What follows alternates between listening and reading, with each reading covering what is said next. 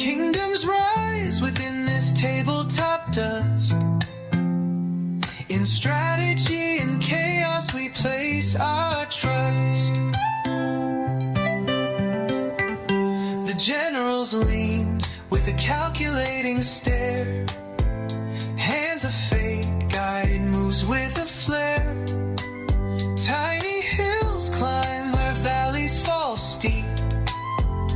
Battles fought while the house stays asleep. Wargaming dreams on a six-sided star. In this microcosm we travel so far. Heroes die small, but their legends grow large. In this tiny world we're always in charge.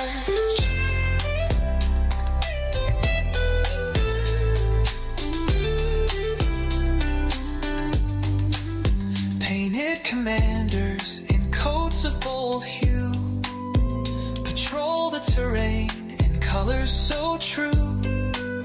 Armies clash with a flick of the wrist. Victory's a mark on a checklist kissed. Dice are the drums of this parade of might.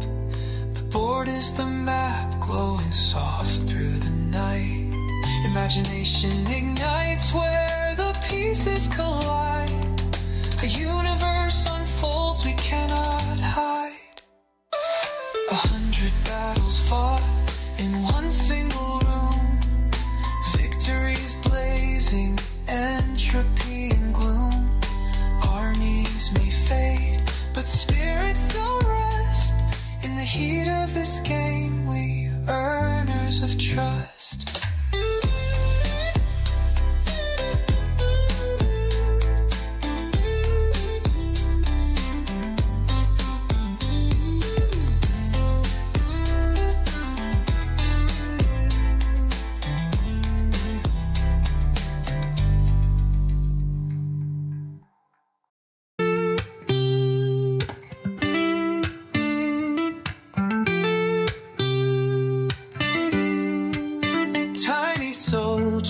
On a grand paper plane, rolling dice to echo cannon's refrain.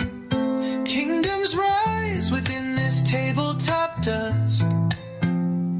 In strategy and chaos we place our trust. The generals lean with a calculating stare. Hands of fate guide moves with a flare. Tiny hills climb where valleys fall steep. Battles fought while the house stays asleep. Wargaming dreams on a six-sided star.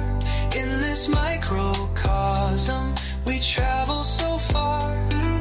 Heroes die small, but their legends grow large. In this tiny world we're always in charge.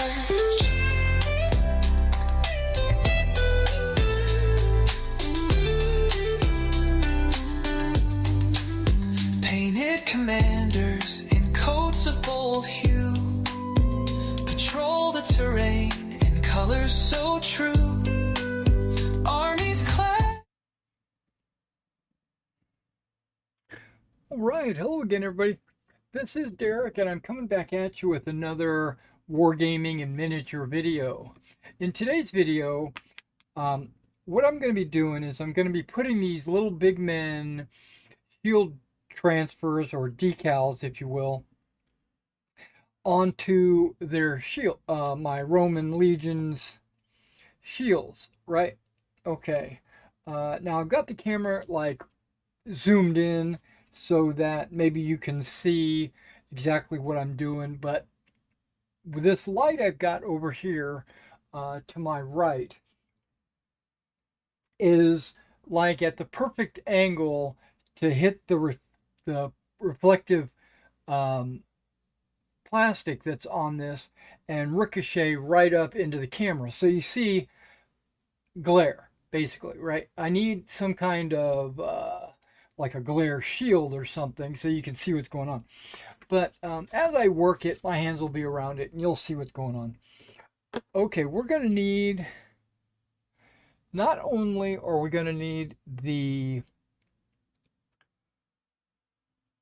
knife, but I'm also going to need a pair of scissors. Go ahead and pull them off to the side. Now I plan to do this today, spend a few hours doing this. And I figured since I'm going to be doing it, why don't I just turn the camera on and you guys will be able to see what's going on. I don't really have, to be honest with you, I've got a little bit of a not a hiccup, but a kind of a burpage. I don't really have a lot of commentary for you today. I'll try to keep you occupied, but just keep yourself occupied watching the video. Now I'll talk myself through what I'm doing, and in effect, it'll be talking you through what I'm doing, right? Approximately, sort of. Okay. So I put my magnifying glasses on, right? These are 2.5s, I think. I think that's what the code is. What am I doing?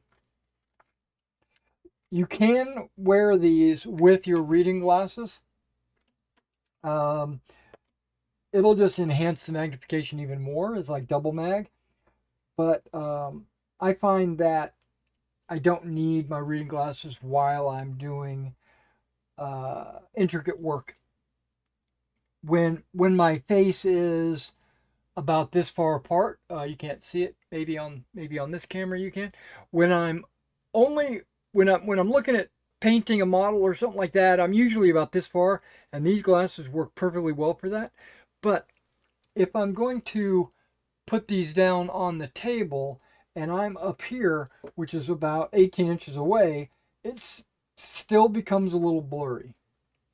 I need to kind of lean into it to kind of see that. So you might see me leaning forward to get these glasses to focus. And I wonder if I put these on and these on top, which you can do, where the focus is. Oh my gosh, the focus is like 3 inches away from my face. Okay. Now I have other lenses for my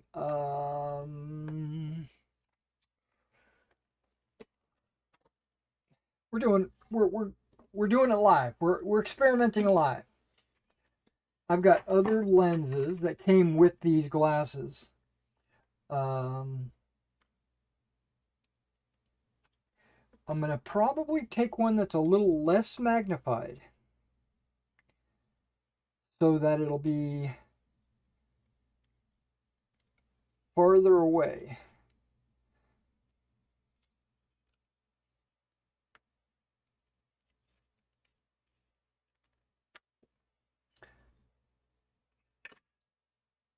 And that's one step back is this guy.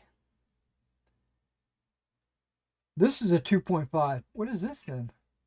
3.5. Okay. This is the 2.5.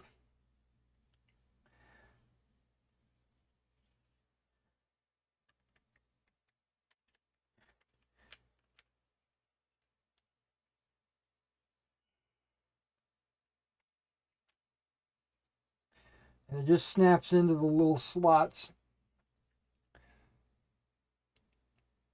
I don't know, you can't.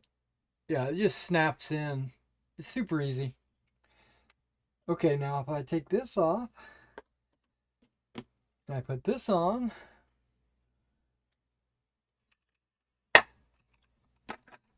okay, that's good. That's excellent.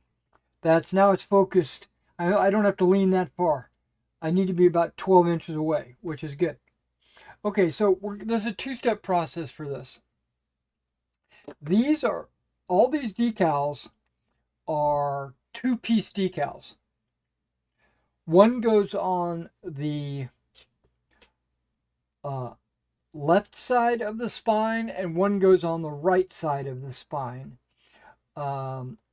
It's not just one decal that goes on there. So you have to cut out the middle.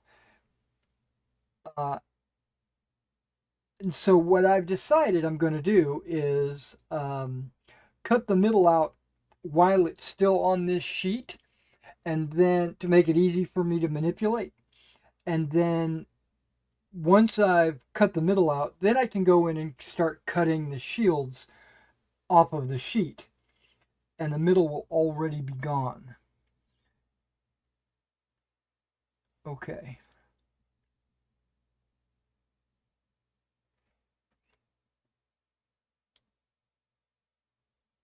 Now this is fairly hard to do because there is a plastic film, a fairly thick plastic film that covers the decals to protect them.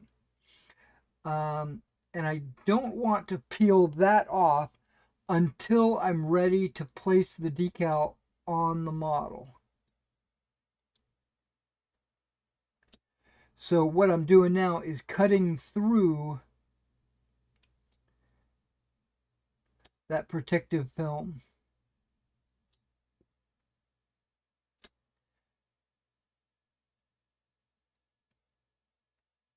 And I think I need 23 decals. Or 23 shields worth, I think, if my math is correct. I'm going to go ahead and recount them here in just a minute to make sure I'm not doing something crazy.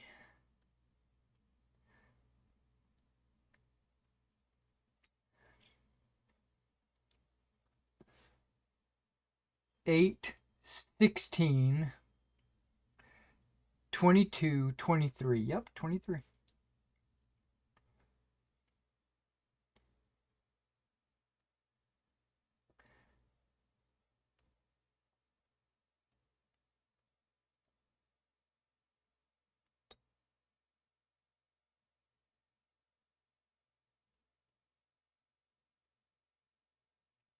Which is a lot of decals. And you can see just by what I've done so far how time intensive these decals are. They're very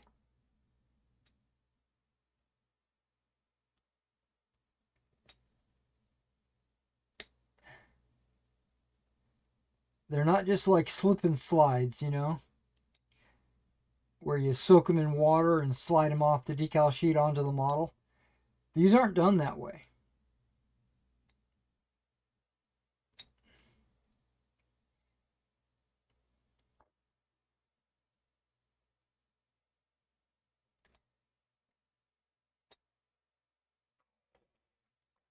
Oh, my stomach is making all kinds of noises.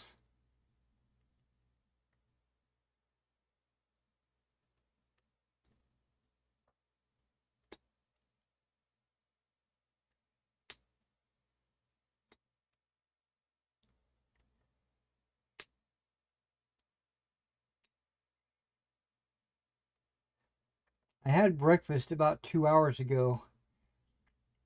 I wouldn't think that my stomach would be telling me that I've got to eat. It's probably telling me I've got to go use the bathroom. That's probably what my stomach is telling me. My stomach communicates with me on a regular basis.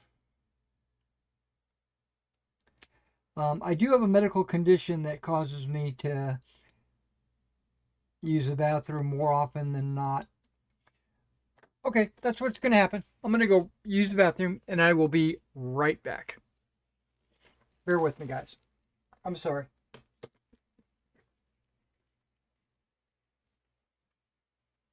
not an emergency, but I just want to take care of it. You know what I mean?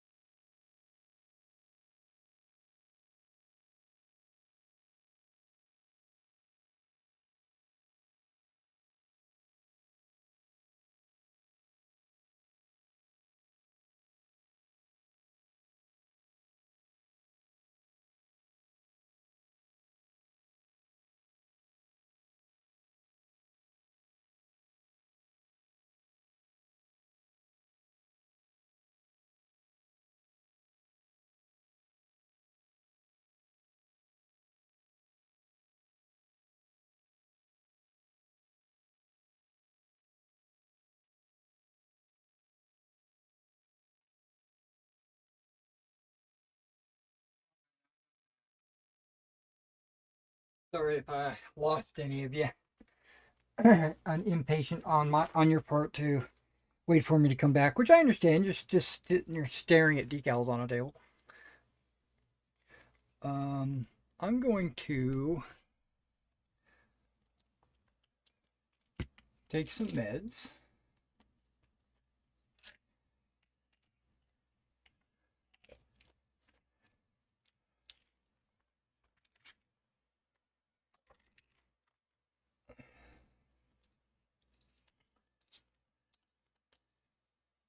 If this stomach ache persists, I might just end the stream because I don't want to bother you guys with it.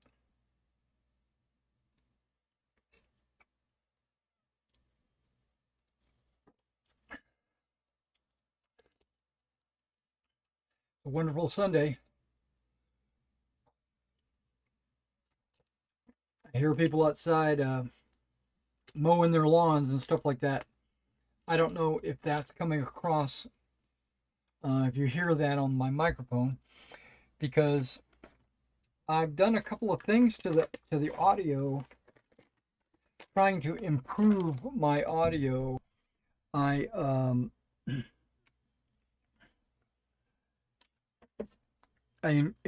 up the gain on the physical microphone. It's got a knob.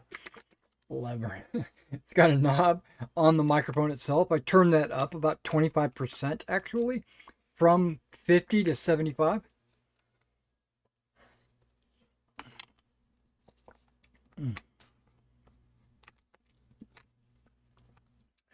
And I also put a gain in OBS of about 4 decibels, and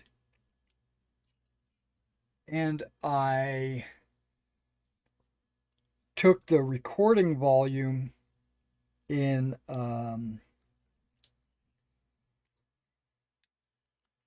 Windows, I think it was Windows. I maxed it out to 100%, which it might have already been at 100%. Or it might be at 70%. Maybe I need to max it in Windows.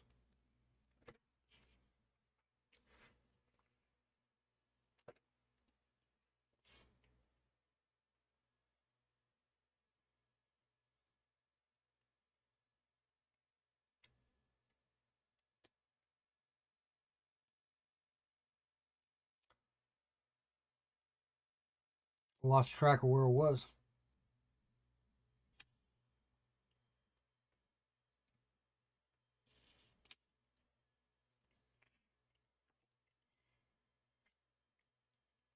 So far, so good.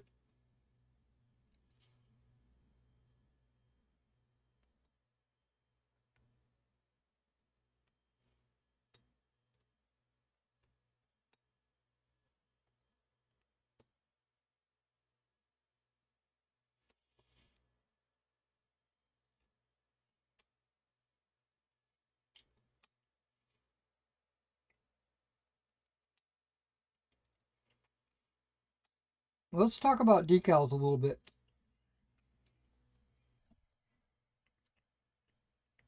Also, I changed the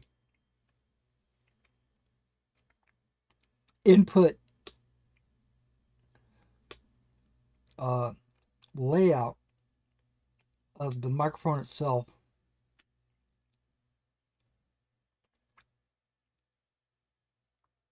So instead of it being directional, it's now omnidirectional.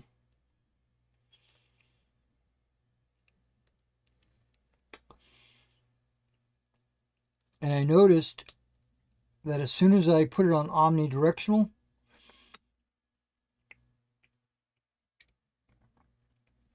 I noticed a volume increase immediately.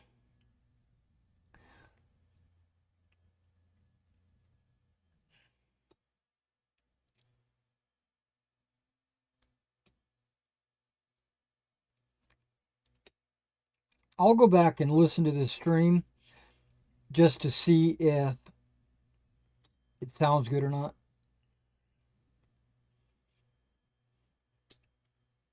And if it doesn't, then I'll have more work to do.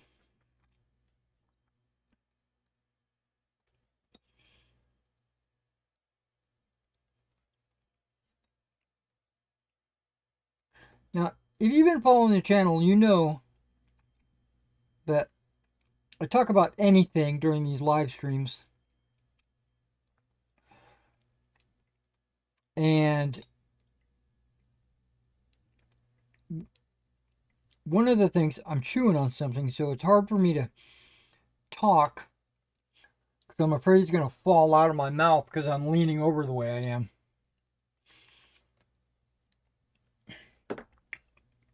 So let me maybe finish this before I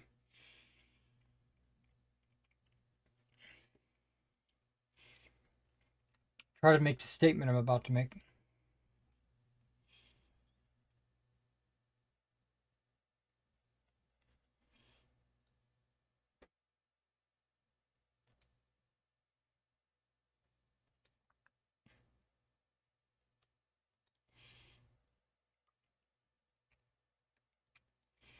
But I'll talk about movies and TV shows and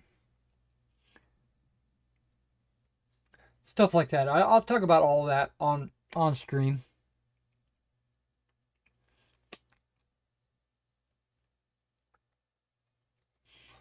But what I don't do is film videos specifically on those topics.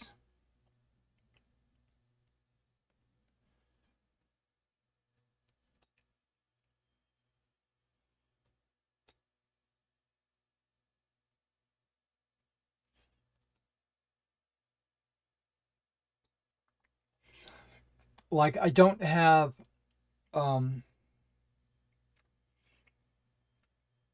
reaction videos or anything like that.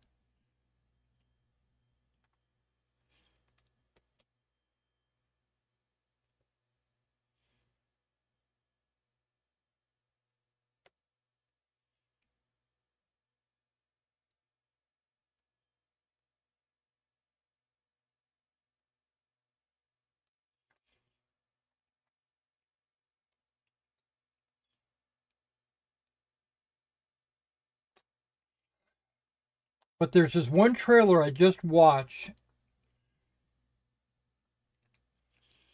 last night.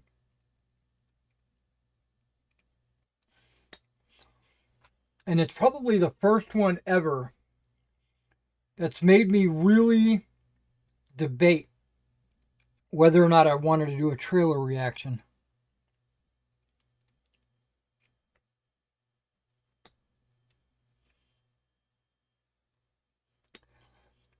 Because it was so bad.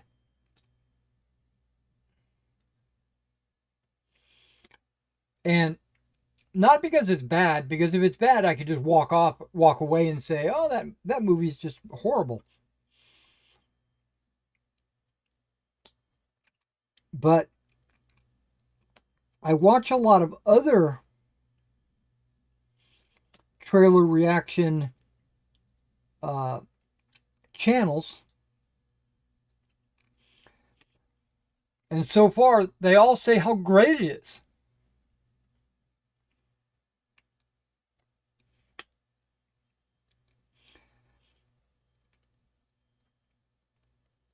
Now I'm starting to think that they're not being honest.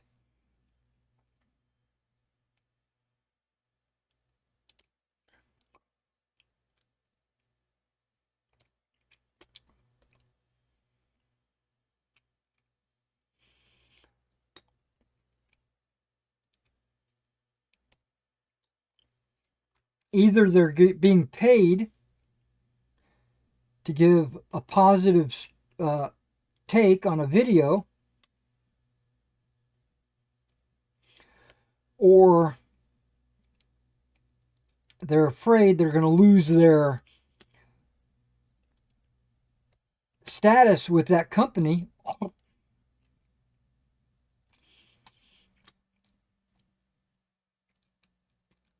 Like maybe they get free tickets to watch screenings or something like that. and they're only going to give free tickets to people that are going to be giving them positive reviews. So if they start giving negative reviews, they'll stop getting these screenings. It's either that or they're being paid literally money, cash money, to give good reviews. Because this trailer was shit. It was horrible. Okay. Now I will preface this. I'm going to preface this with not everything about this trailer was horrible. There was some good parts. There were some good takeaways. But the story is horrible. Horrible. Can I say this again? Horrible. Okay, it's based on a book which I have not read.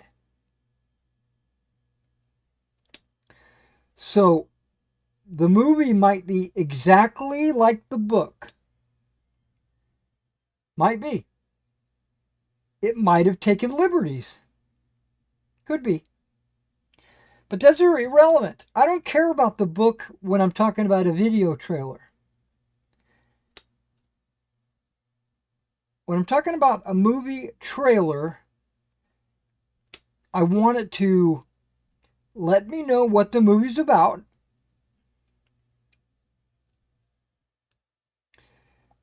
Give me some cool story elements. Maybe show off some of the actors. Maybe show off some special effects. But primarily, get me excited to go buy a ticket. If you don't get me excited to go buy a ticket, then it's a horrible trailer. It's the worst. Now, if you show me just enough to get me intrigued, like, oh, maybe I need to watch the next trailer to see, what this is all about. Or maybe I need to reserve judgment and decide if I want to see this or not based on more information I get. Or something like that. If that happens, then I'm okay. I'm okay at that point. I'm not. It's a bad trailer, but it's not, horrible. This trailer was horrible. I have no desire, no desire to go to the theater and watch this movie.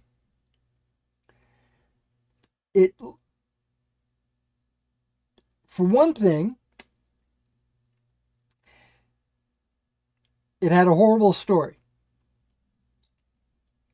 And when I say horrible story, I mean it didn't fall into place logically.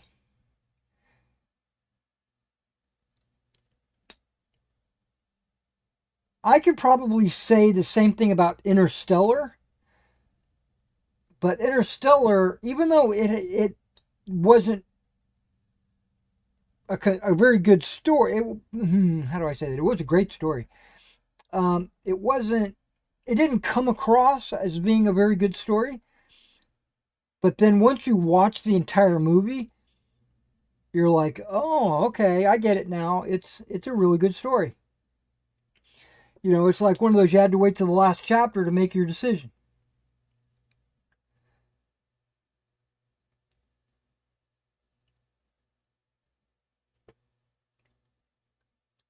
Okay, the movie I'm talking about, so I'm not going to keep you guys in limbo too long, is Hail Mary. Project Hail Mary. It's based on a book written by a fairly popular author I think he's the same guy that wrote The Martian. So, he's got some good writing chops under his belt or whatever. Maybe. So, I'm giving this trailer an opportunity.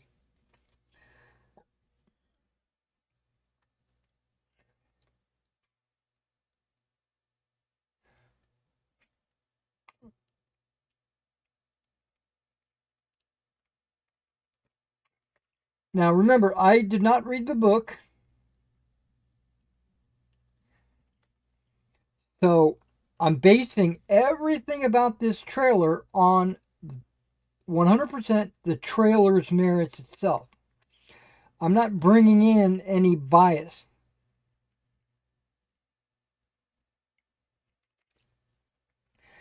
But in general, it's a story about our sun became infected by who knows what. That's not really important. But our sun is infected and is dying. They didn't really explain when, but it basically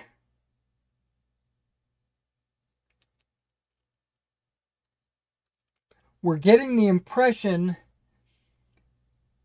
that it's going to happen within our lifetime.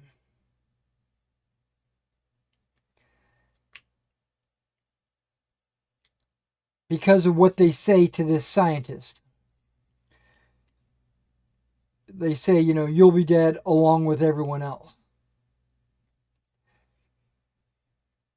Not like, you won't be around when the world dies. So, but whatever. They use a term in there that makes you assume that the sun is going to die within our lifetime. Okay. That's so far so good. I'm okay with this. It becomes infected, who knows what, super science, whatever.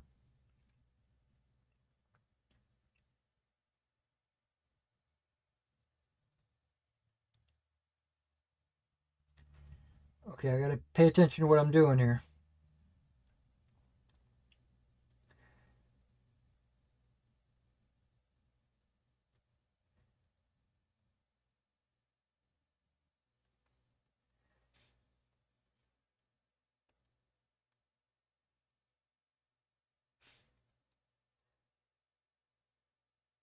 Okay, now this is where the story goes off the rails, and I say it's a stupid movie.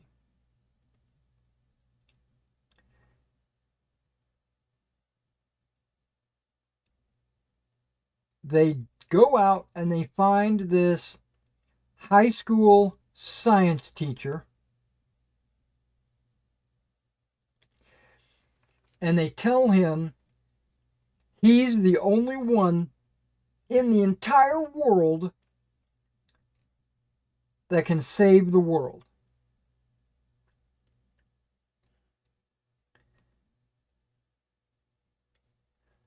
First of all, that's ridiculous. Not just ridiculous, that's asinine. Even if he's got this theory of XYZ and no one else believes the story of XYZ and he's the only one that can see why the sun is dying or whatever,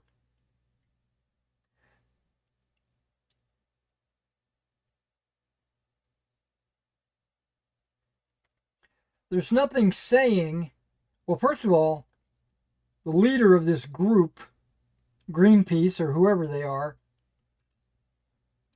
first of all, they have identified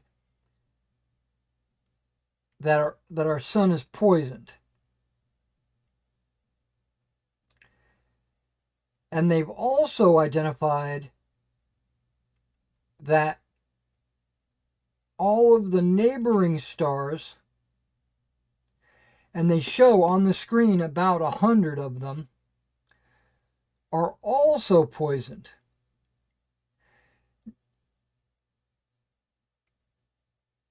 Now, just scientifically, 100 stars in our neighborhood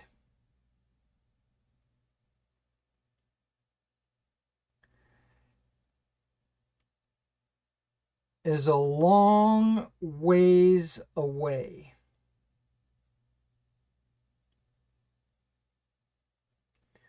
Light years of huge proportions to get to this many stars. We would have had to have been observing, which we have been, I guess, these adjacent stars for decades. And we have been.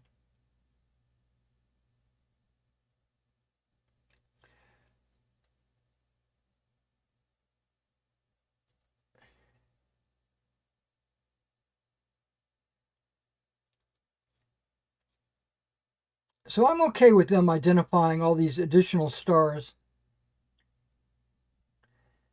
having been infected by this whatever virus.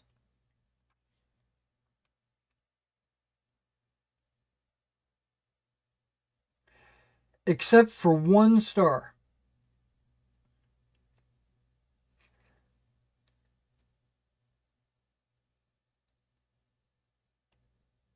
There's one star in the cluster that has not been infected. And they want to know why, right? But so far so good.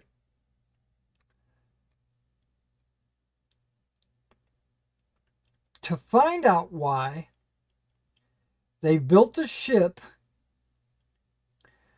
that's going to travel this huge distance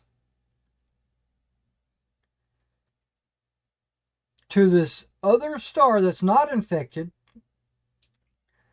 to try to figure out why it's not infected. First of all, that's not going to happen. But let's just suspend our disbelief and say, okay, they've got some way to travel to this other star and come back with the answer, because it's not enough just to go.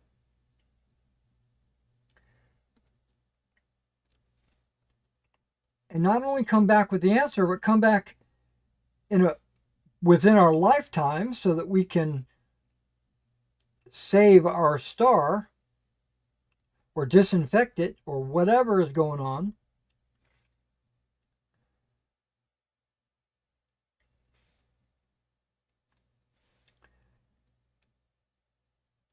So what do? They're planning on sending this high school teacher by himself, all by himself, to this adjacent star to figure out why. Now, they send an AI with him. That's good. The computer on the ship. I guess the computer on the ship is going to do all the work. Because even in the trailer, he says, I'm not an astronaut. I don't know what I'm doing. Why'd you pick me? Why am I going? And she said, you're the only one that can do this. That's bullshit. That is horse manure.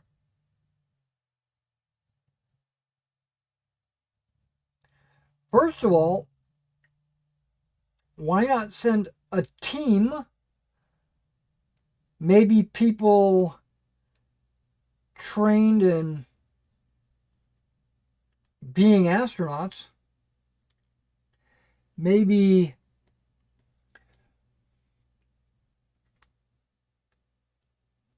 maybe a medical officer, maybe a pilot, maybe astrophysicist, maybe a couple of them, maybe somebody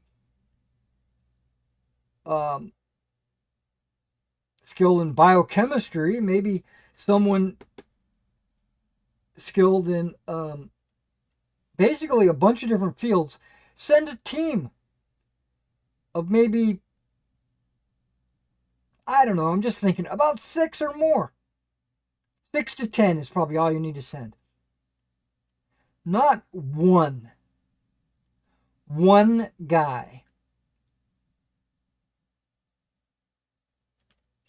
And based on the trailer, and that's what everything is based on, it looks like he might have been in cryo sleep for the journey. I'm kind of guessing because when he gets there, he's got this super large beard and he looks disheveled and he looks like he needs to clean himself up.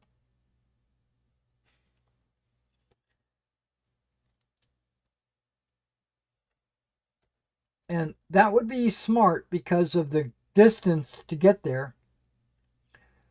But why bother going if you're not going to be back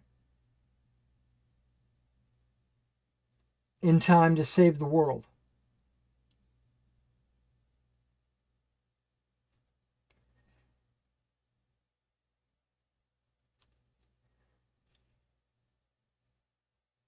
Yeah, it's stupid. And why? Now, I kind of get the impression, and that's all you can do, I kind of get the impression that they're privately funded because the governments don't want to invest in this project.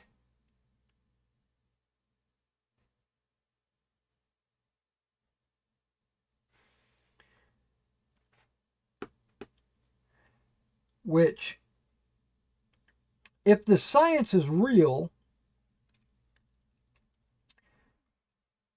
and they show it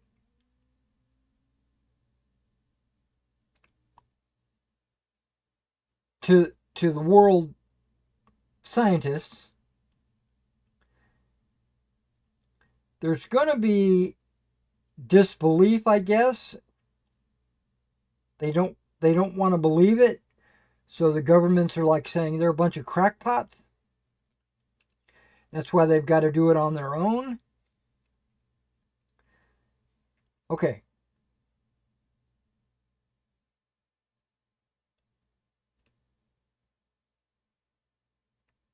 That's okay.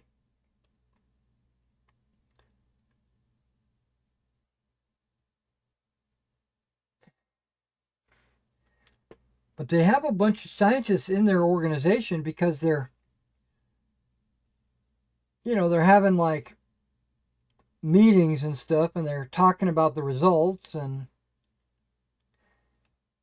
all of this. But I just do not understand why they send only one person and he's not really qualified. So why would they? It's almost like they're trying to fail.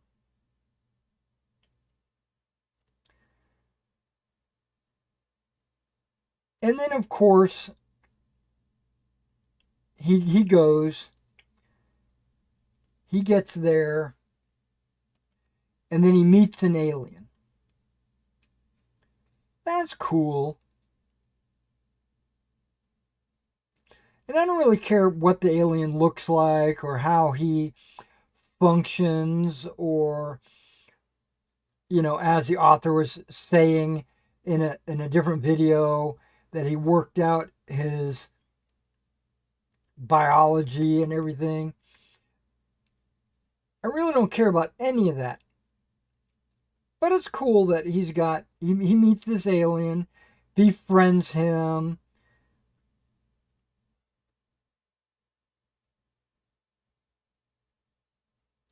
And that's kind of where the video stops, the trailer. Because you don't want to ruin it.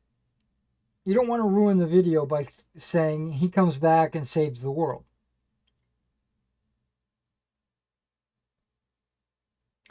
Because you got to have a little bit of that mystery. Like, is he going to make it back?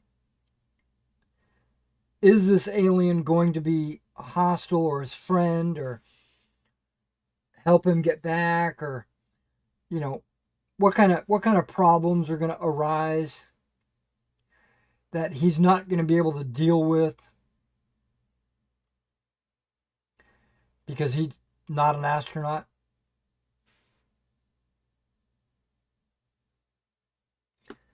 I don't know. It's just stupid. It's just a stupid story. And I don't plan, at this time, I do not plan to go watch this movie.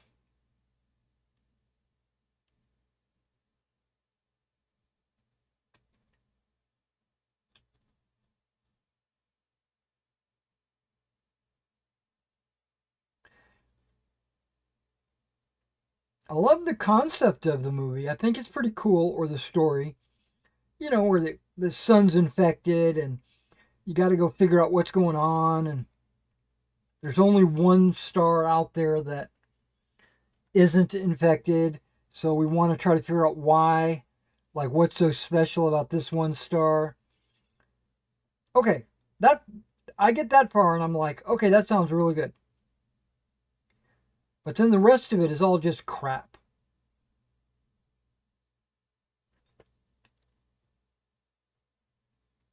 The special effects, they look pretty good.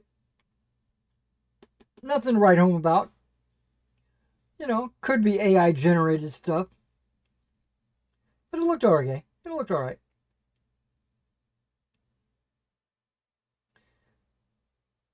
I'm sure that Ryan Gosling does a really good job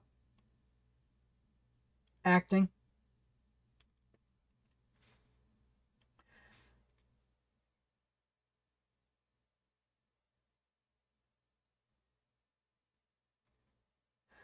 But can you tell me a movie that Ryan Gosling was in that was a blockbuster?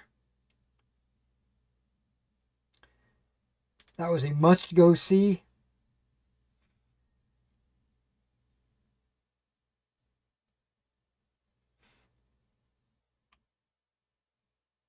Nope. He's always been in like these B or C movies.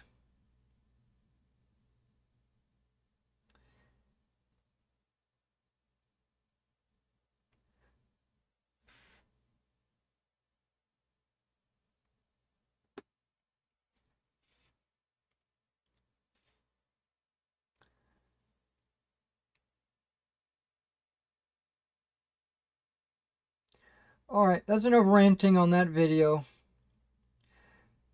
But my problem is there's so many people out there. I'm not going to say so many.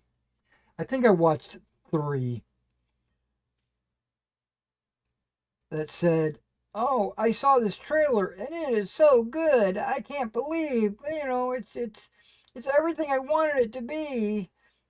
The alien is exactly what I hope it is, and I read the book, and it's exactly like the book." Well, then the book sucks.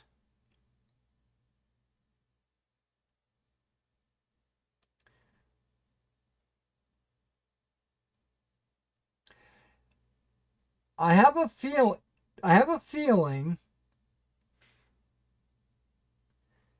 that the author, and I get this from some of the reviewers, the author is not a scientist, right? I mean, he's not.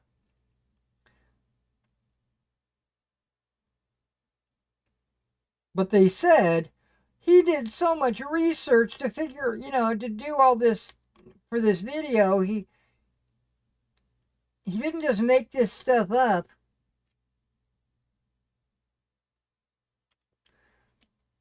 Oh my God.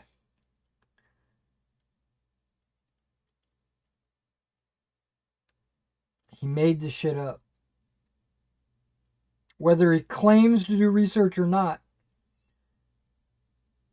apparently he didn't do the right research.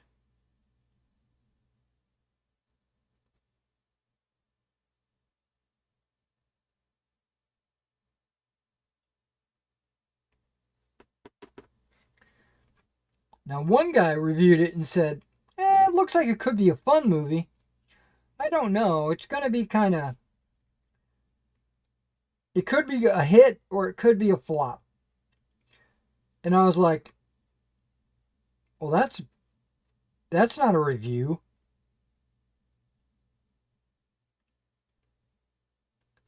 That's kind of that's wishy-washy. That's you afraid to say something negative.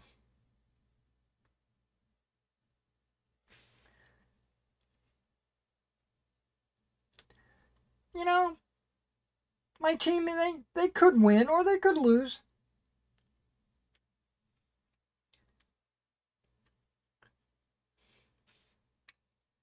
Right. Well, that's goes without saying. They're either going to win or they're going to lose. This movie's going to be good or it's going to be bad.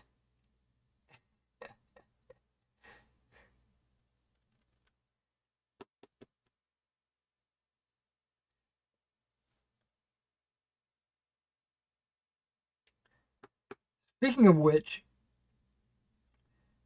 my feelings about Superman and the Fantastic Four has kind of flip-flopped. I was not excited to see the Fantastic Four at all because of what Marvel has done to the franchise. Right? They wokened it up. And I don't want to see a story changed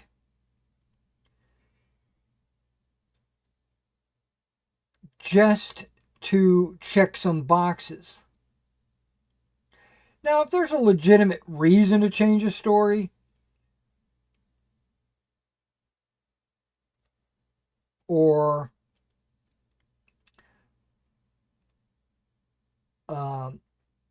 gender swap a character, or race swap a character because of a legitimate reason why they had to do this,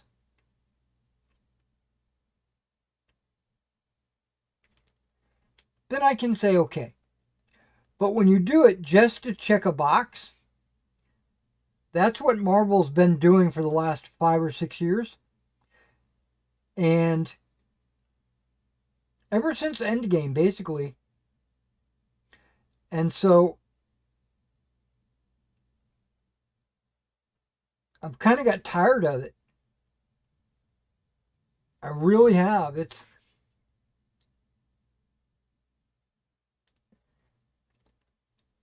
Disney have been doing it to all of their movies. They've been ruining them. Telling stories that nobody wants to watch.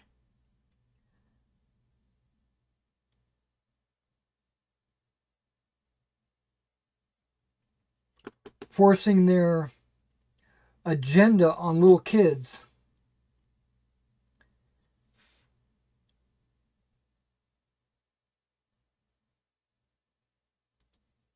They ruined Star Wars. They've ruined Marvel.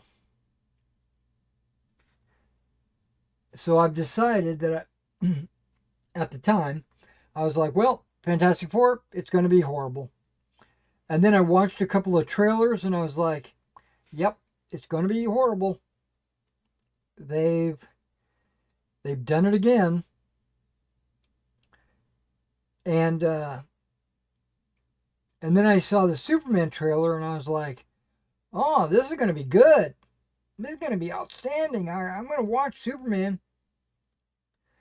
But then the more trailers of Superman I watch, the less and less excited about going to see it.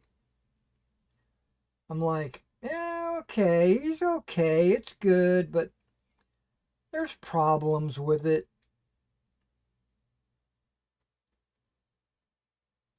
It's still probably going to be a good movie. I think Superman's going to be all right. I think it's going to do good.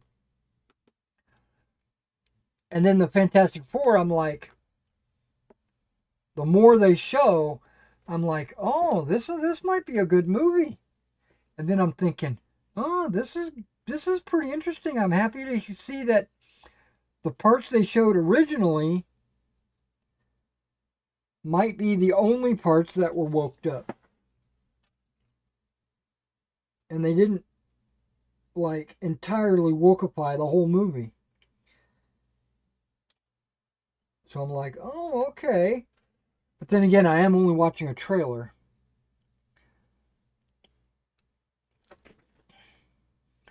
Ooh.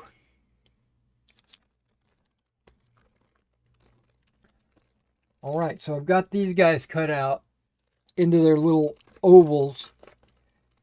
And then I got to cut the left and the right off of, I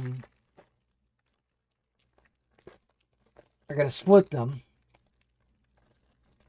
before I start putting them on the shields. I got these Ritz crackers, Ritz peanut butter crackers. I think I'm going to eat one to kind of maybe help settle my stomach.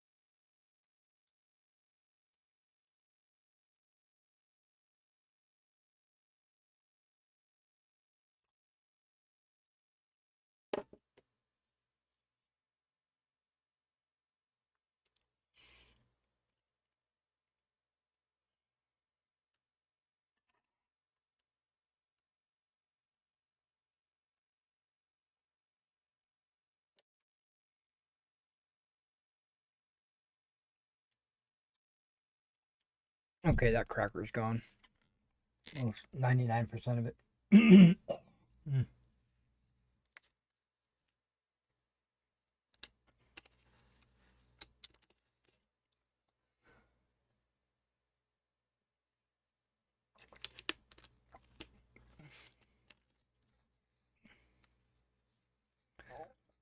Okay, with Little Bigman shield decals, like I said, it's covered in a plastic protective film. Um, Now, part of the problem that I have with this plastic film is um, when I peel it off, it goes all over the place.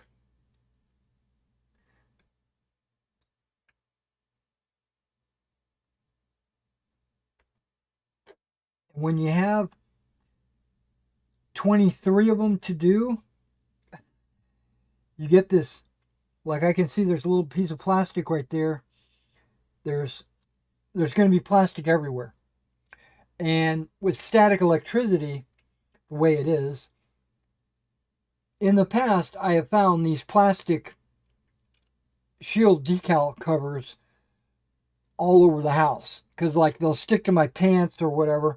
I'll walk into the kitchen and then 3 days from now I'll look down the counter and there will be a, or on the floor or whatever, there'll be like a little piece of plastic shining up at me, and I'll reach down and I'll grab it and it'll be a shield decal film. Okay, I'm putting a couple of drops of water into my palette, maybe more than a couple of drops, but wait, why is it squirting out? Did I not tighten this thing up?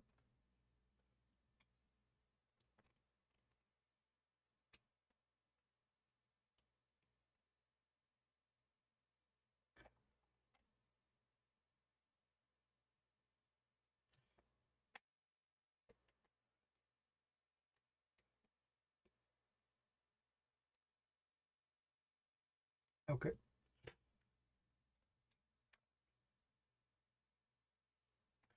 Yeah, it's leaking from somewhere. I'm gonna have to find out where it's leaking from. But either way, we got water on the floor, but we also have water in the palette. I need a brush. It doesn't matter what kind of brush. It could be any brush. It doesn't, like this is one of my brushes that I don't normally paint with.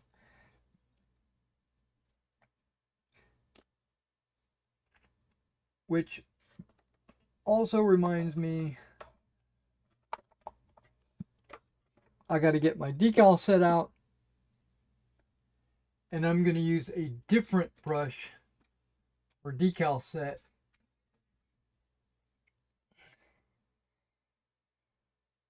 So that'll be, I'll use that one for the decal set and this one for the water so they don't mix.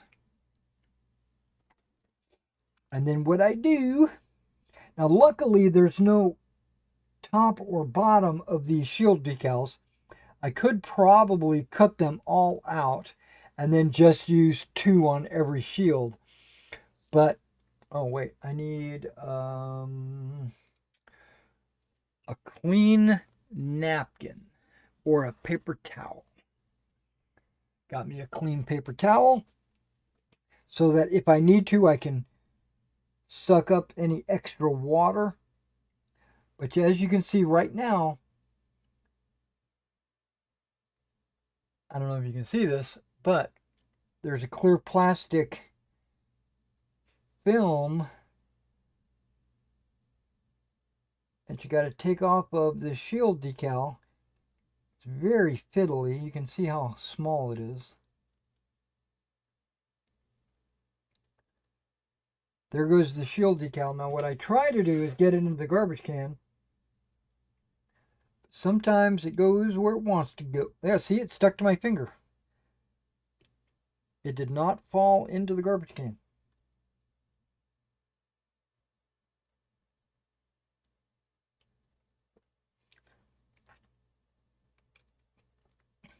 And then I take this shield decal and I place it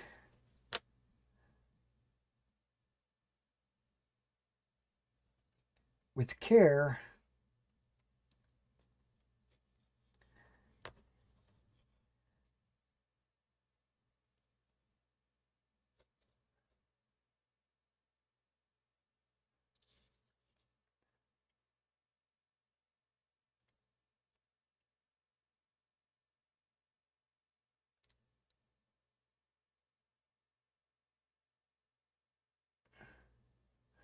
right where it needs to go, and I apply a little bit of pressure so that it can stick to the model, because remember, the decal itself, this plastic film is covering the sticky part of the decal.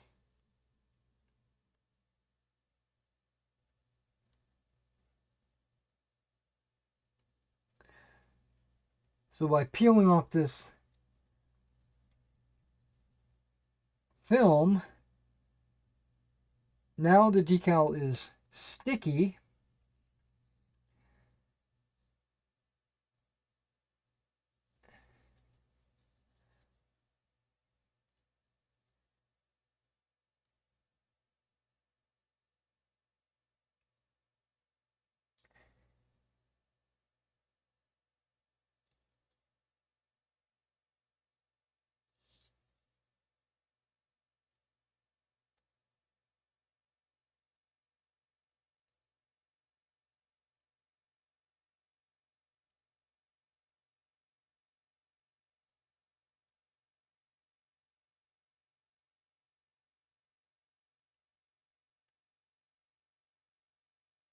Here we go.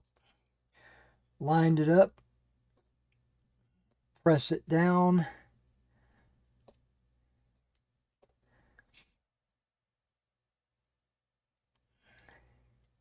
Get both sides all pressed in.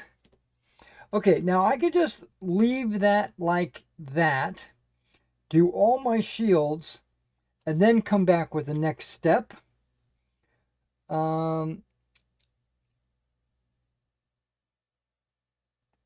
Maybe I should do that. Do like an assembly line.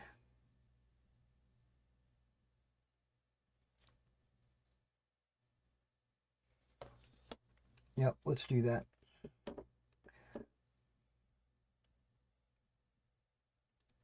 Yeah, and I found cutting that with the scissors was a little bit too, it was hard to hold it and get the scissor inside there and cut. I'm hoping I can do this with my knife.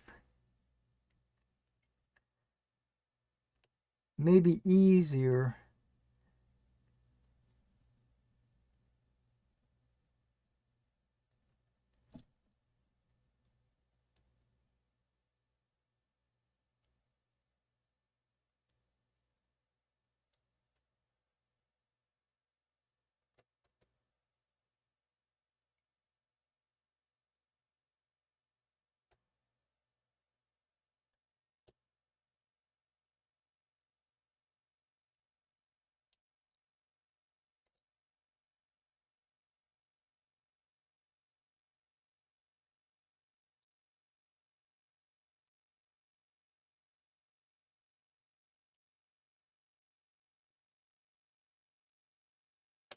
Okay, one side popped off and it's really sticky, so I think the film already has come off.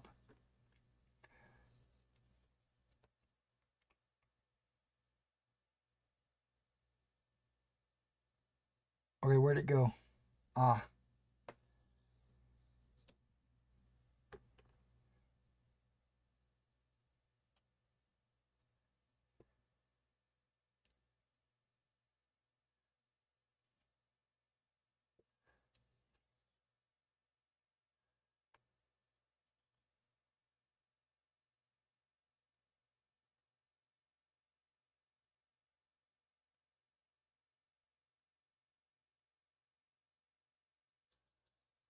Okay.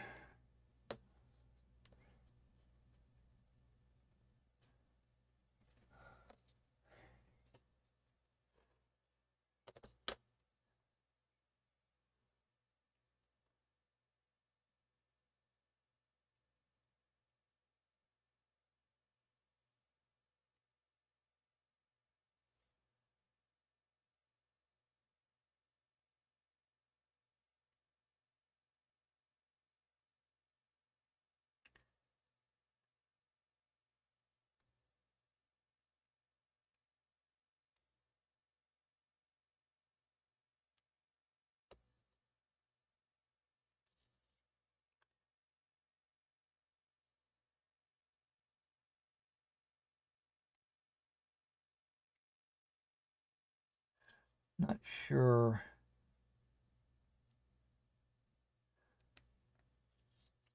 if I positioned these shields very well on my popsicle stick so that I could get in there with these decals.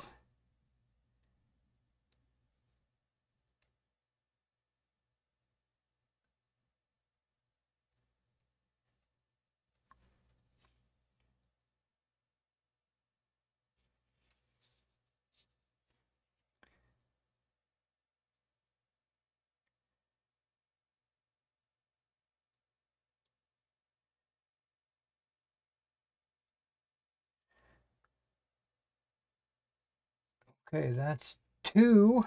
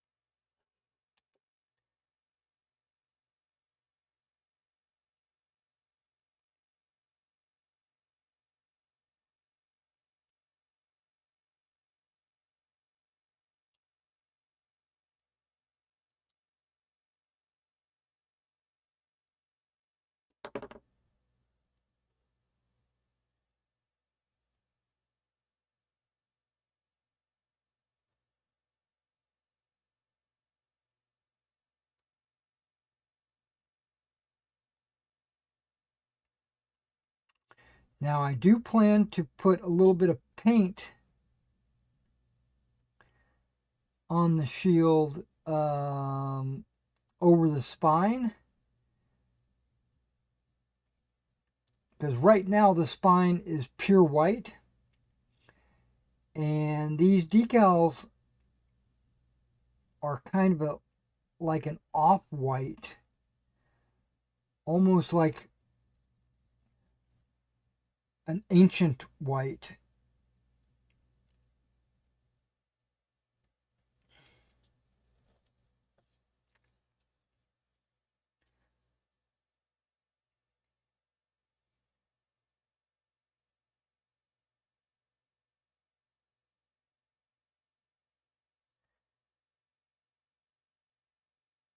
So I'm going to paint the spine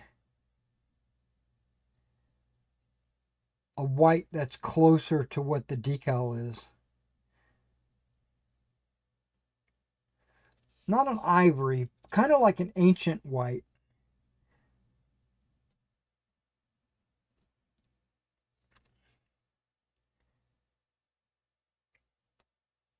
There's a white that I have in my folk art paint actually called Ancient, and it looks exactly like this white.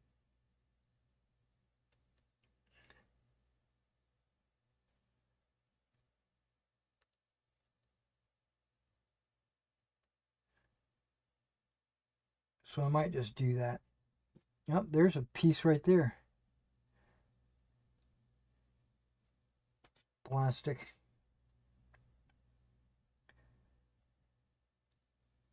Still stuck on my fingers. Yeah, static electricity, man. Gotta love it.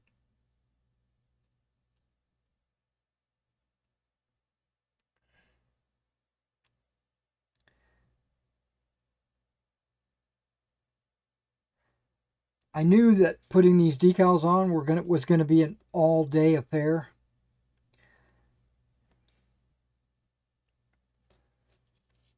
Okay, that's three.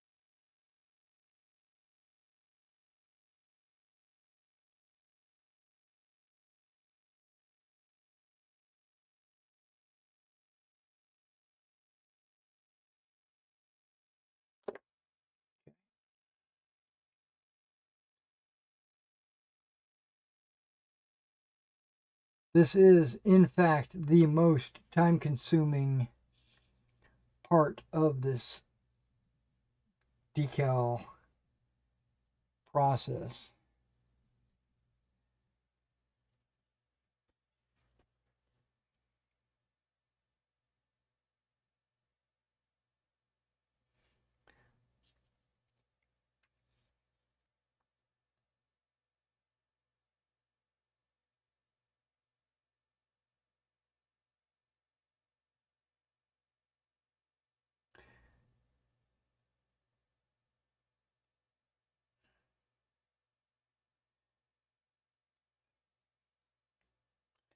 And you might have noticed that I'm doing the decals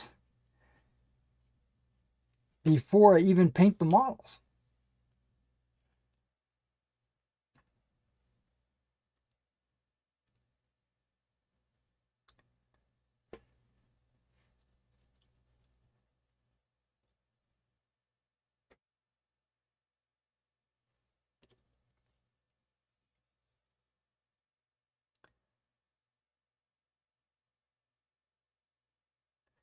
And you would have noticed correctly.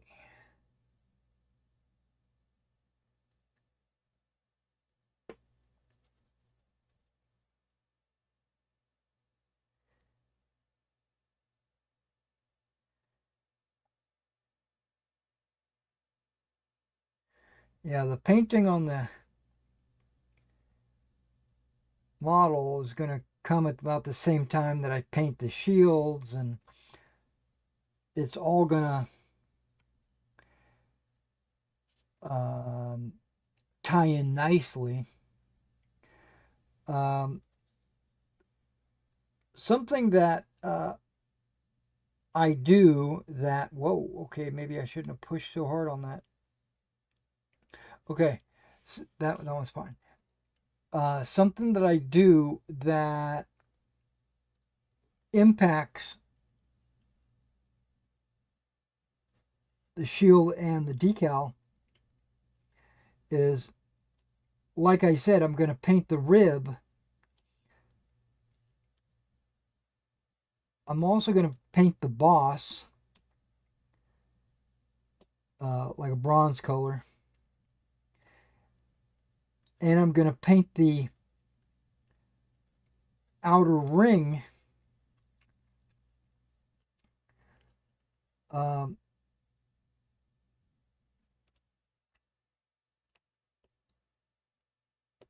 and I can't do that until the decal is placed.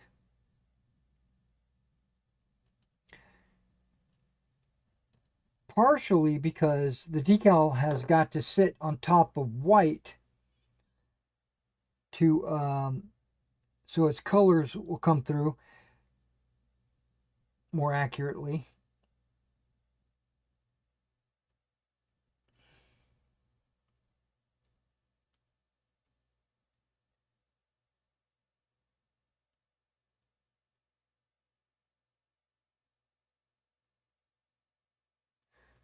Okay, I don't think I cut that. Well, it's acting like I didn't cut it.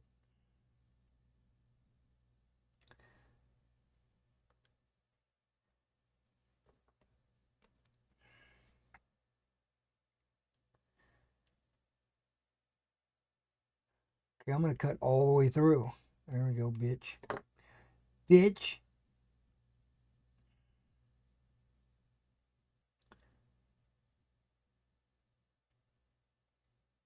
Same thing with you? Okay, I see how it's going to be.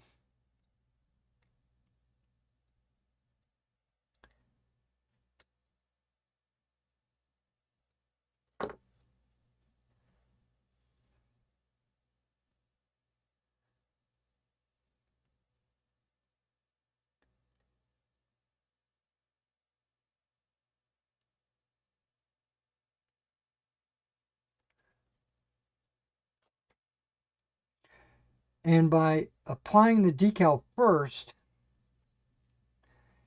and then applying the paint afterwards, the paint kind of seals the edges of the decal.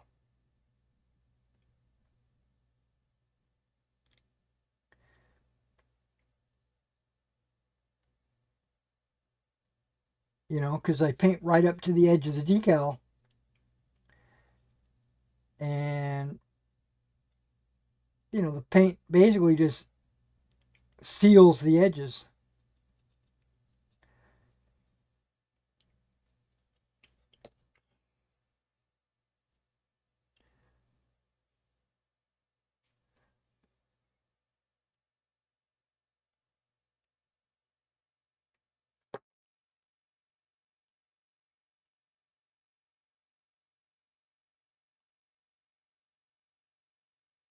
Also disguises any imperfections. And then once everything's painted, I go over it with a wash.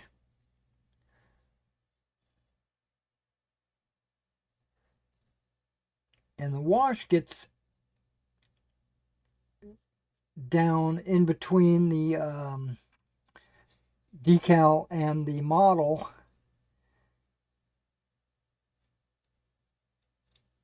That'll seal it up a little bit more. And then when I'm done washing it, I always go back over everything with a clear coat of a dull coat, and that seals it even more. So the decal definitely gets sealed in.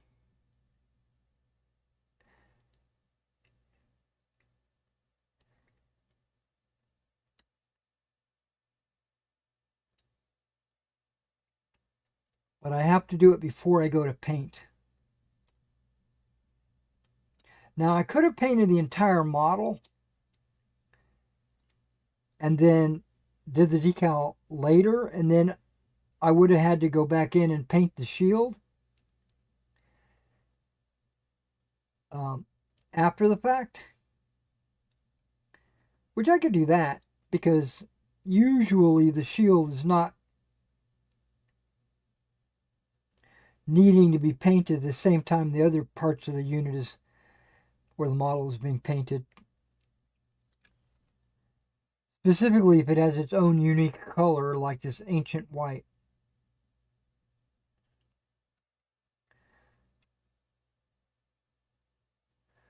But the boss is going to be the same color as the helmet, so which is a bronze color, a golden bronze.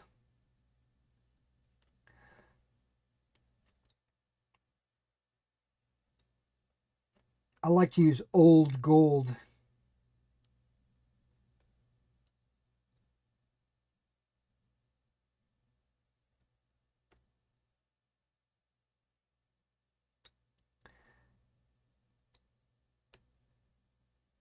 Different companies have different ideas of what bronze should look like.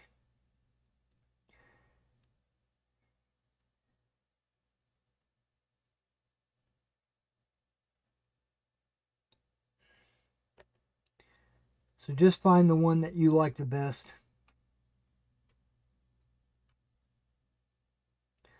Bronze is a very weird color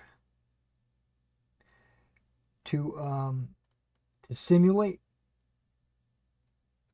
Wait a second, what's going on with this decal? Okay, there we go.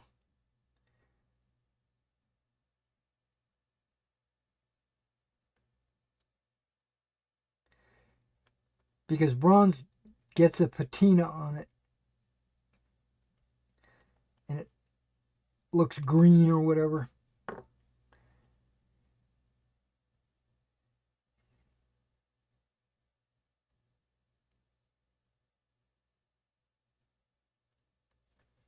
I think the plastic might already be off of this.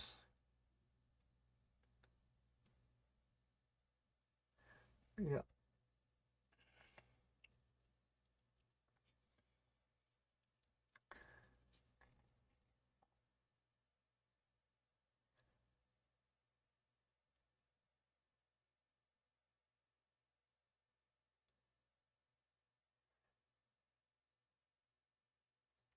like there's a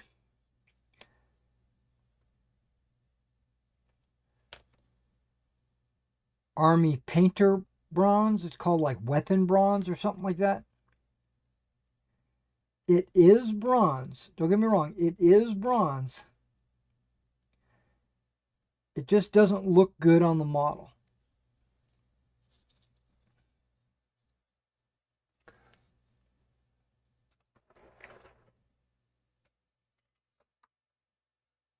Yeah. Weapon bronze.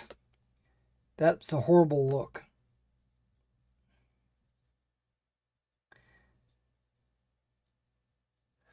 Vallejo.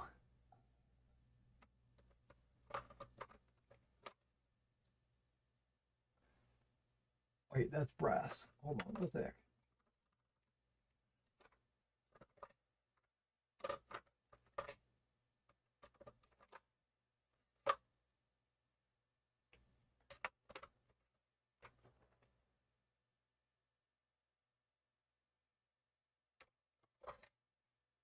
Bronze. See, that's Vallejo's bronze. And you can see that they are totally two different colors.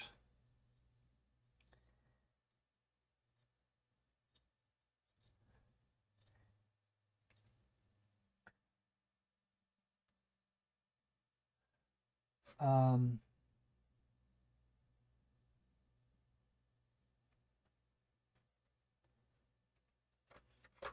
Now, one painting guide says use greedy gold instead of bronze, but greedy gold looks, they look very similar. So I like to use Vallejo's old gold. It's close to this, but it has a little bit of that in it. I don't know.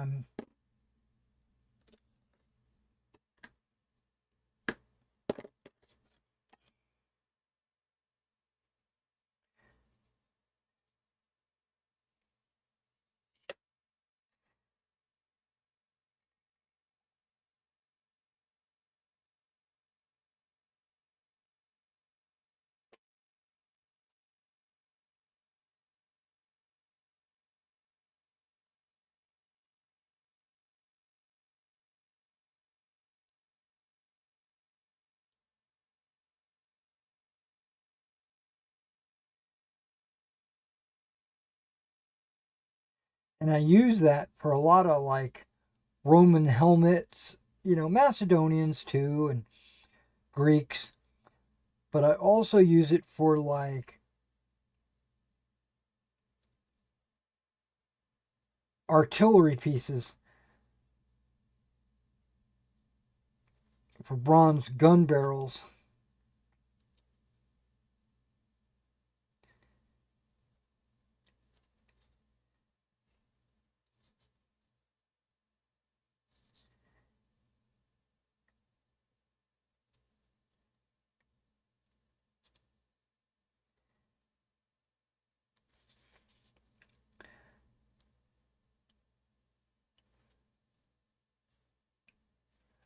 Okay, two more on this strip, and then we'll go ahead and remove the paper.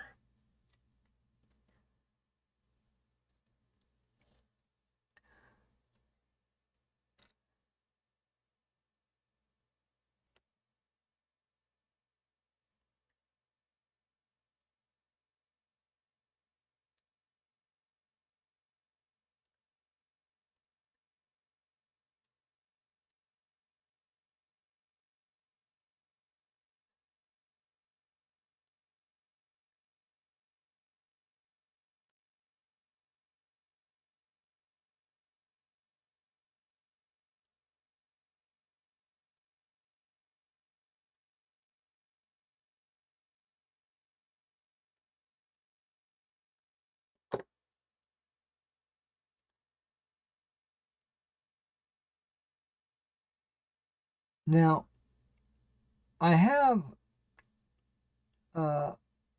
painted Romans in the past where I would just take the shield and I just paint it a solid color. You know, blue and red and green or whatever. And just be content with that.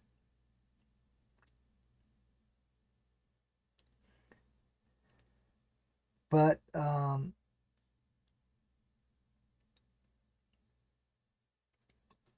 you only need to do that if you're like in a hurry or something. And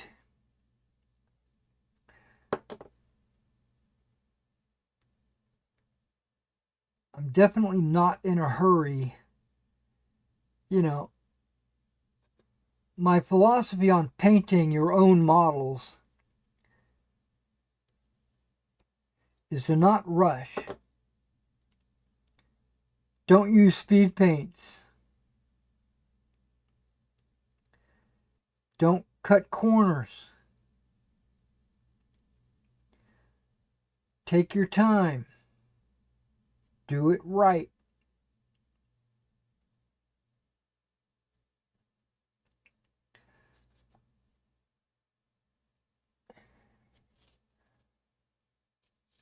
So, instead of just hand painting, why not use decals? Take your time.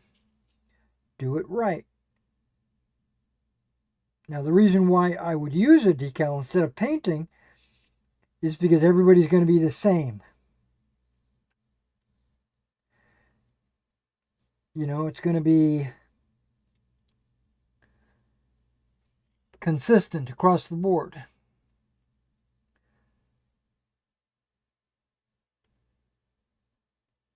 There's not going to be one with a shield design that's just a little bit bigger than the guy beside him.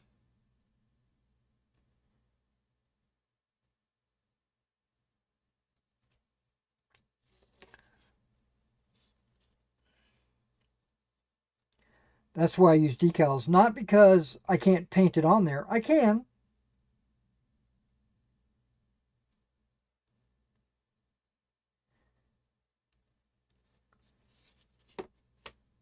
And I'd only want to do that if I'm painting like one guy.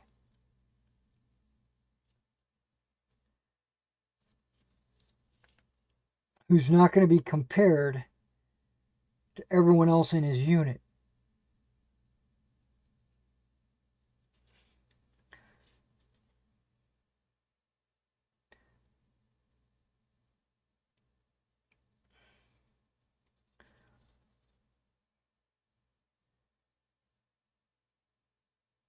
Okay, there's only one more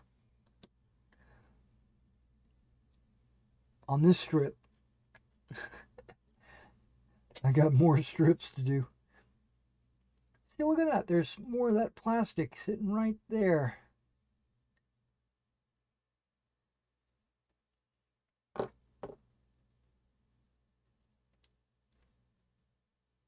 Where'd he go?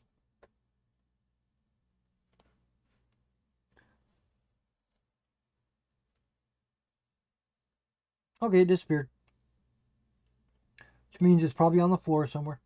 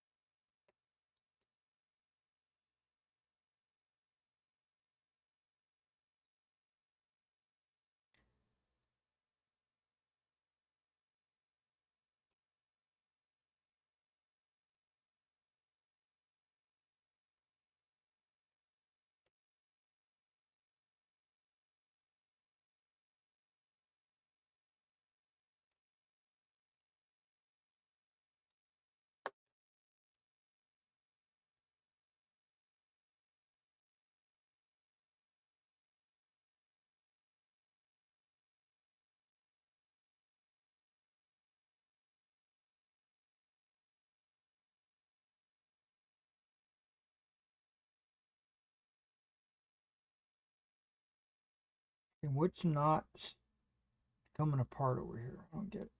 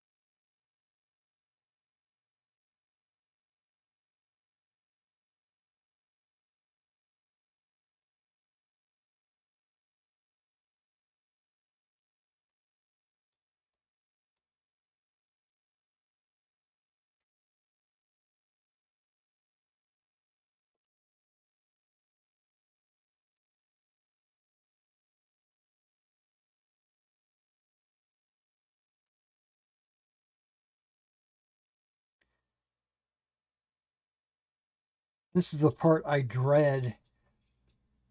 You know, I've got 15 legions I have to do.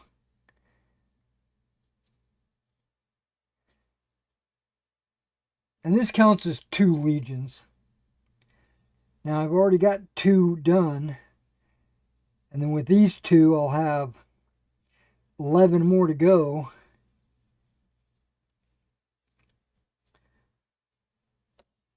And I'm like, I'll have to do the decal thing on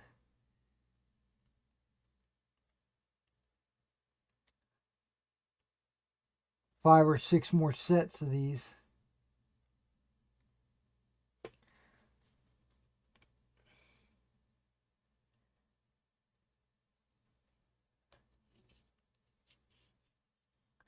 Well, it's almost 2 o'clock.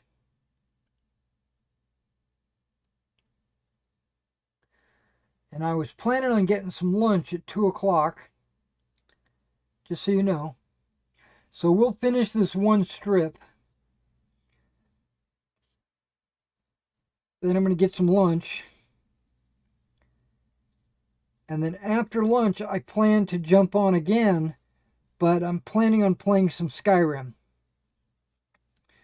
So if you're interested in watching that, come on back. Okay, we've got the next step. Fairly easy step. It's nothing to, because once you get this far, the rest of it will come very easily. Okay, I'm pressing all the little corners with my fingernail just to make sure everything's affixed with the glue that's on the back side of the decal. All right. So now I take my water. I'm going to soak my brush, and I'm going to bring this a little bit closer. All right, so now what we do is we take a wet brush and we water down the paper. We basically just get the paper completely soaking wet.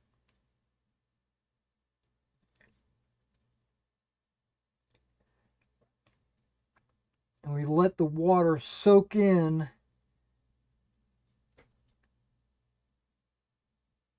to the transfer paper.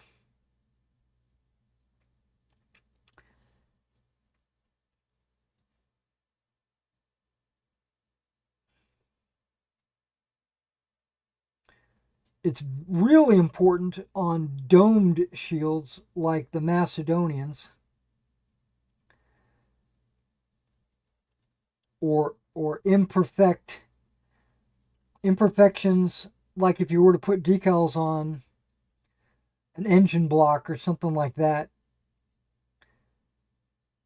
getting the paper nice and wet becomes very important.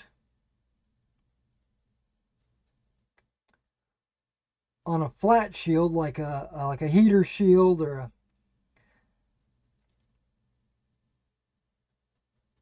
kite shield or something like that, it's not that important to worry about it. But these Roman shields have a slight curve to them, so it becomes slightly important. But it doesn't matter. I completely soak them down no matter what kind of shield it is.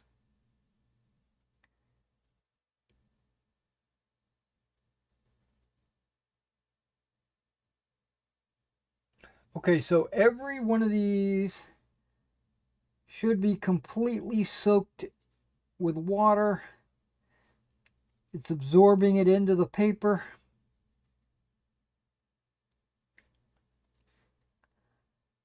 Causing the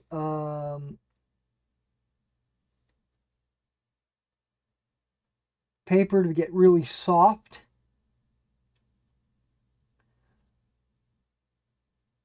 Allowing for, when I push on it with the paper towel,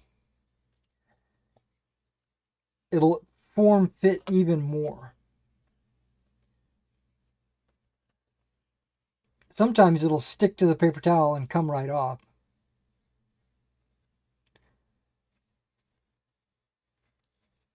Which I'm okay with.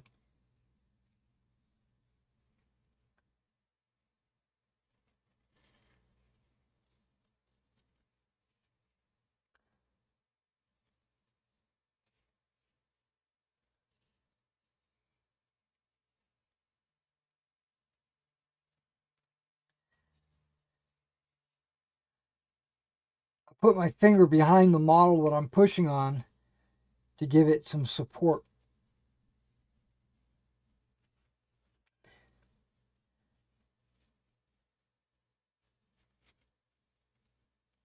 Okay.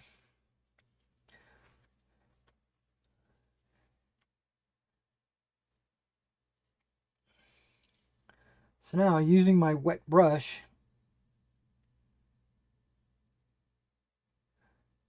I'll just remove all these little pieces of paper.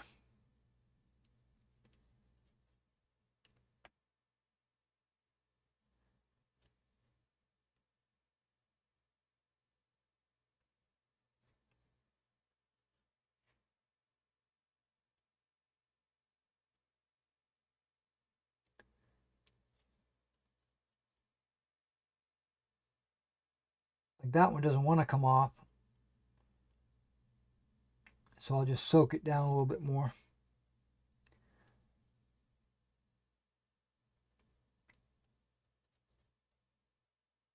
Oh, there it goes. Okay. Now, with the paper off, do it again. Now, this is to form fit the shield decal, but also to remove any water that might be lingering.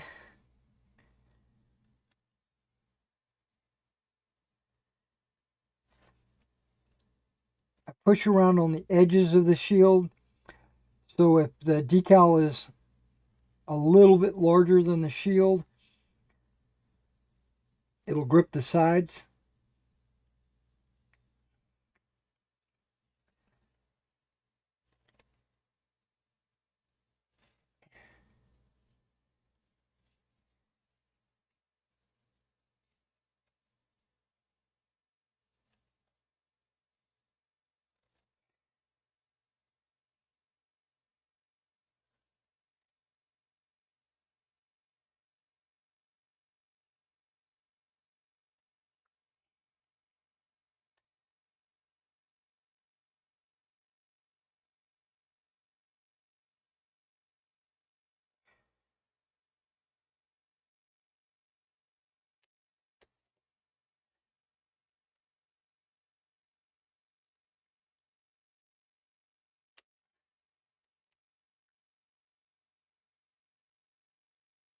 Now we're going to do that one more time.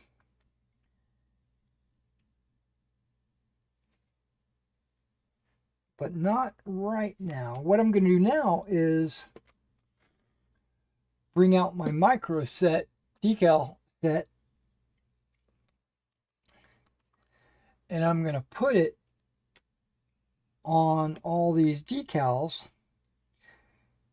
Because what the micro set does is it kind of melts the plastic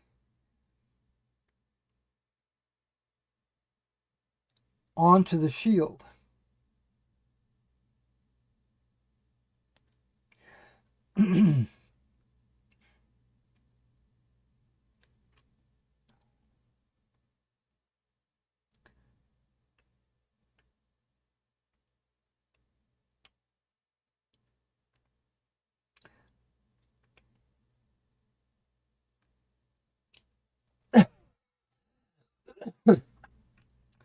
Focusing on the edges of the decal.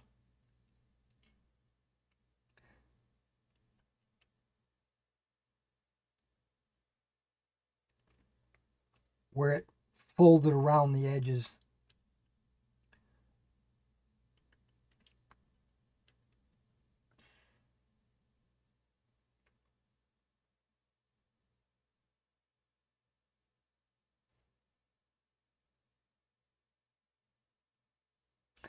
Okay, after this first strip, I see that there's I see where my focus needs to be when I'm cutting these decals out. I need to cut them just a little bit more narrow so they'll fit on the shields a little bit better. Because there's probably like a 1/2 millimeter width.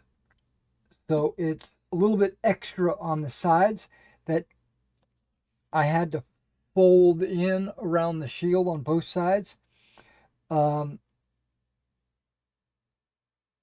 top and bottom doesn't look like there's any problem at all. It's just the way I cut them width-wise. I was being generous, thinking I didn't want to get into the image of the shield decal, but it looks like I am going to need to cut into the image just a little bit. Not the wings, just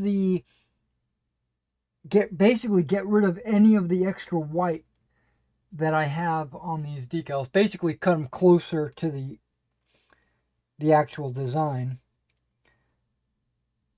so that I don't have to fold them in. Actually, these are all starting to look really good now.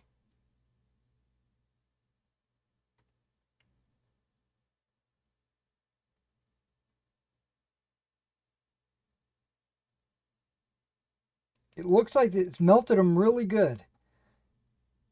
Now I need it to dry.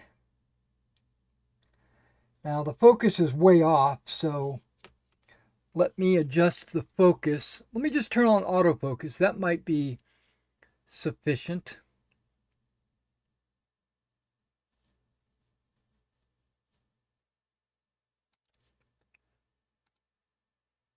If I can see the monitor. Hang on.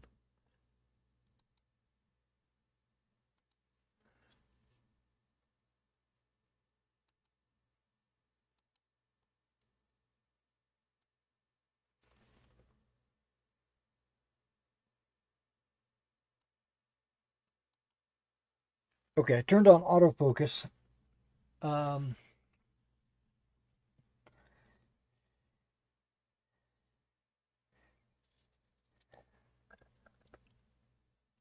Maybe you'll be able to see that. Okay, there it goes. Here it comes.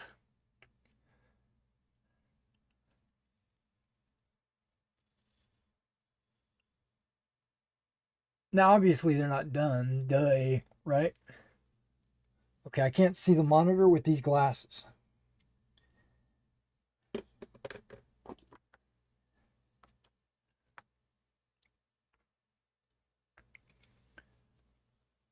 Now I can see the monitor really good.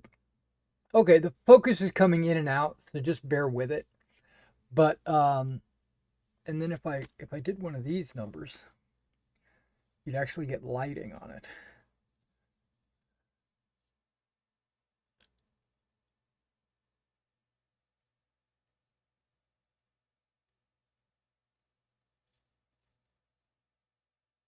Yeah.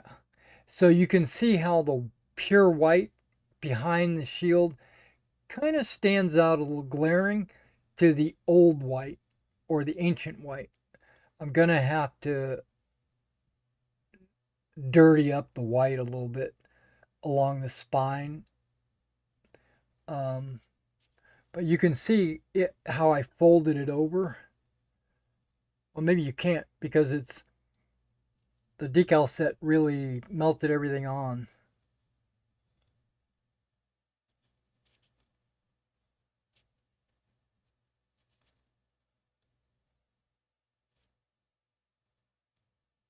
Yeah, I'm happy with that look. Okay, it still smells. It's gonna have to dry before I apply any paint or anything like that on it. But it doesn't matter. I've got a million others to do. Um, I got all these. I still have all these shields that I've got to do. I've only done 8.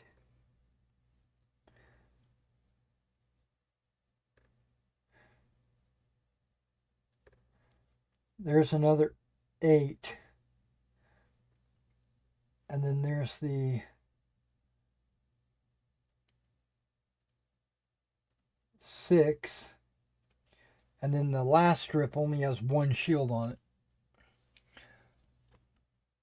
You know, there's 8, 6, and 1.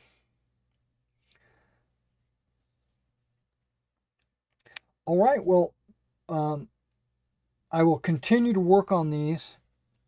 Maybe not today, but just over the next week or so, I'm going to continue to work on them a little bit every day.